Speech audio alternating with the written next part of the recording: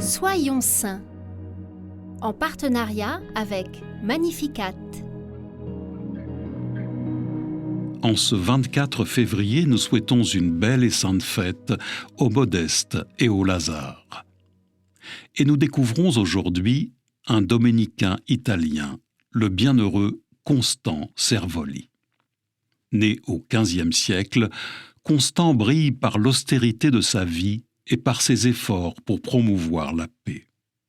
Dès l'enfance, qu'il passe à Fabriano, en Italie centrale, il choisit la voie de la sainteté.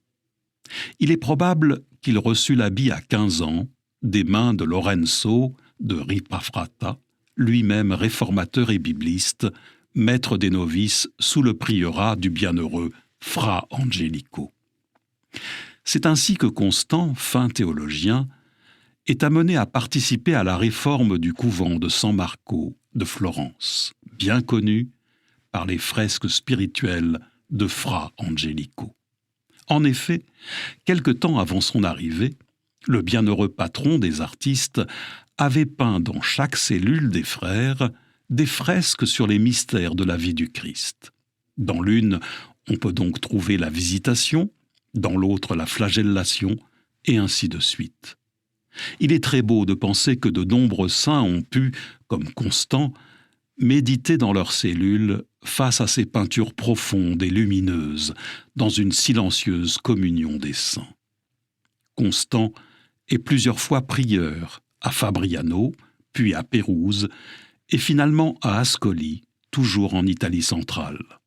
Ascoli connaît alors des troubles entre les partis nobles, entraînant une guerre civile destructrice qui détruit quasiment toute la ville. Costanzo se fait le chantre de la paix auprès des familles rivales. Il restaure entièrement le couvent Saint-Dominique où il fait refleurir les études. Il y reste jusqu'à sa mort le 24 février 1481.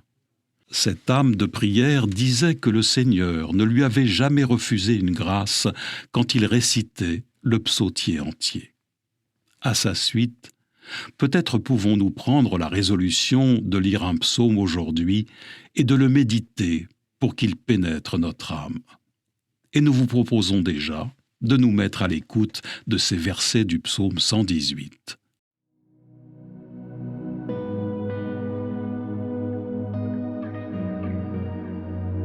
Heureux les hommes intègres dans leur voie, qui marchent suivant la loi du Seigneur.